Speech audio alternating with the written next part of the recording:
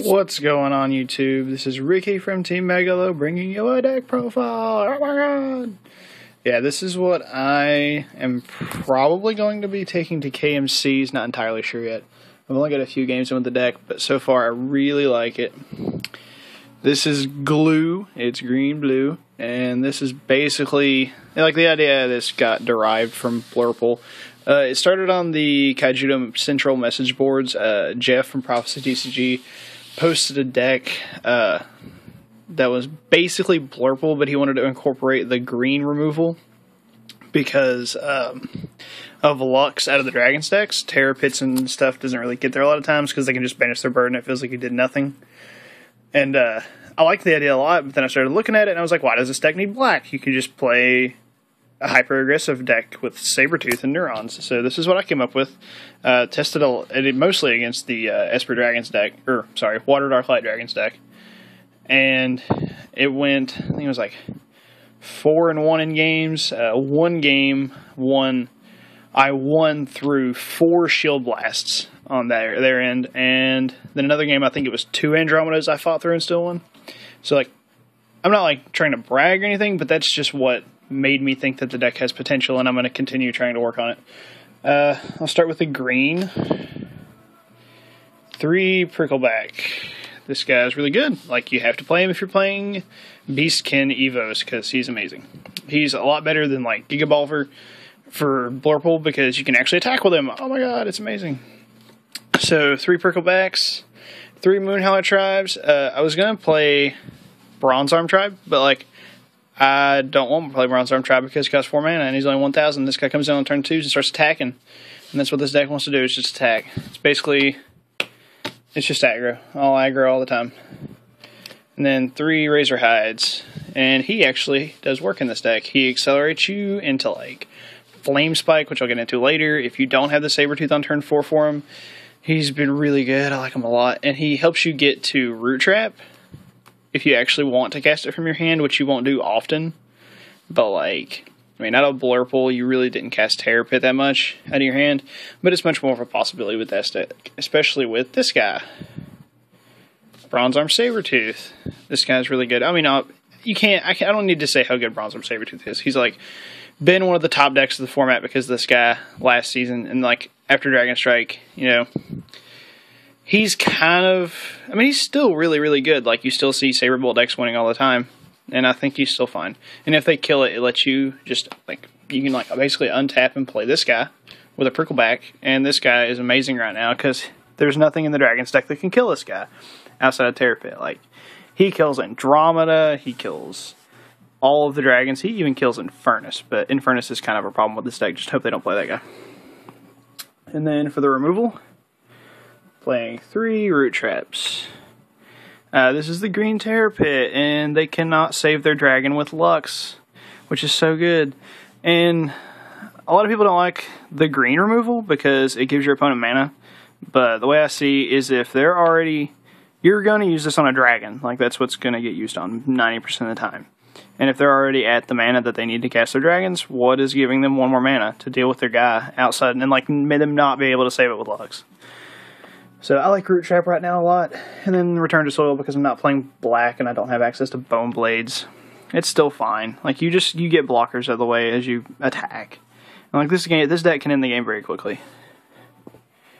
And then 1 Tendril Grasp. I actually had 2 Ensnare in the deck, and this is actually what CVH said I should probably play. I didn't talk to him directly. I was talking to Jeff from Prophecy DCG, who was talking to CVH, like, when I texted him, and he's like, oh, I'm talking to CVH right now, and I was like, oh, well, see what he thinks of this, and he's like, Ensnare's bad, try Tendril Grasp, and I was going to put 2 in the deck, basically what he said to do, but the deck does kind of get wrecked by Tendril Grasp, but I can see having access to, like, 1, because you can set up plays where you have, like, Beastkin Evos in play, and you just break all their blockers and get in for game. That's the green. That's the G to the Lu. And then this is the blue.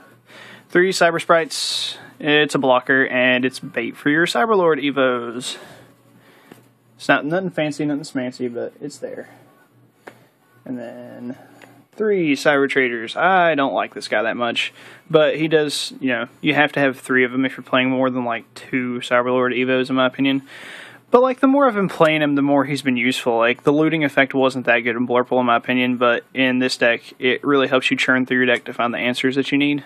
And the specific Beastkin bait, where I'm playing 2 different, you know, things that need bait, and then 3 Seneschals. You don't Evo this guy a lot. He's more of just like a solid card that you just want to play. But he is a Cyberlord for when you need to Evo him. He's fine. And then 2 Emperor Neurons. I don't see the point in going up to 3. You don't want him that often. But 2's been awesome for me. So, and he's just awesome. Like if you go turn 1 and you Evo this guy on turn 3 outside of a Shield Blast, like you will break 2 shields and draw 2 cards. He's amazing. 2 Emperor Dendrites. This guy's been better and better every time I've played him. The fact that he's a double breaker really puts him over the top. Like, and he bounces a guy too. And out of like the Water, Fire, Light Dragons deck, like he bounces Herald of Infernus, which is really cool. And he bounces like all the blockers that you care about outside of Granger. But, you know, you can deal with that guy with a Rusalka or a Rue Trap if you have to. And then 3 Logo Scans. Who wouldn't play Logo Scan? If you're playing blue, you should probably be playing Logo Scan. This card's really, really good in a deck that's aggressive because it helps you keep a hand as you progress. And this deck is really, really good at keeping a hand as it progresses through the game. 3 Rusalkas. This guy is an all-star. Like, he's an amazing follow-up to any of your turn 3 plays. Razorhide, Seneschal, Neuron, all of them. He's like, it's basically when you play him, a lot of the times it's like you took an extra turn. Because you bounce whatever threat they just played, and either they have to replay it or they're playing something else. And you get to attack again. So he's really good. I like him at 3. And then this is what did the second Tendril Grasp was not. And I'm trying it out because there's a lot of situations I could see it being good in because, you know, you do play Sabretooth. Even though you only play 2 of them, Gloom Hollow seems still okay against us. And this bounces Gloom Hollow, Star Lantern, Refis. What else does this thing bounce? Emerald Grass, or I think that's what it's called. Maybe Sunstalk Seed. I don't know. I can't remember what its Kaijudo name is. It's one or the other. It bounces a lot of blockers, and I'm trying it as a one of. And it ups the shield blast count from like 6 to 8 with the expulsion and the root trap. So a low shield blast count, not as low as Blurple, but it's still okay. But like this deck's incredibly fun for me anyway to play, and it's like you always have a threat to play. And even if you don't draw a lot of your Evos, there's a lot of games where you can just play a bunch of little guys like, you know, Prickleback and Moonhowler Tribe and Cyber Traders and just be the rush deck and get there. And then if they deal with a lot of your guys, you know, you draw Logo Scan, get you into like Prickleback, Flame Spike. And Flame Spike's so hard to deal with right now as it is. So I definitely like playing 2 of them.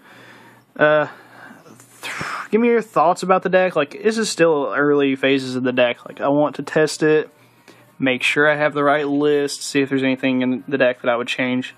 Because this is probably what I'm taking to KMCs because it had such a good matchup against the Dragons deck, from my experience personally. And I feel like that's kind of going to be the deck to beat. Like, I mean, I haven't tested against Saberbolt deck, though. I mean, I'm not, you know, not completely dumb. Like, that will be done. I will test it against Saberbolt and Cobalt Control, stuff like that. But, you know, I just thought I'd bring you guys a video deck profile because I haven't posted anything in a week. And sorry about that. I've been really busy with work and stuff. Leave your comments on the deck below. You know, definitely taking input because early version of the deck, you know, I'd like it to be good. So if you see anything that I should be playing that I'm not, that I will definitely test out and try it. So let me know what you think. Like, comment, subscribe, all that good stuff. And check out my other videos. We'll see you guys later.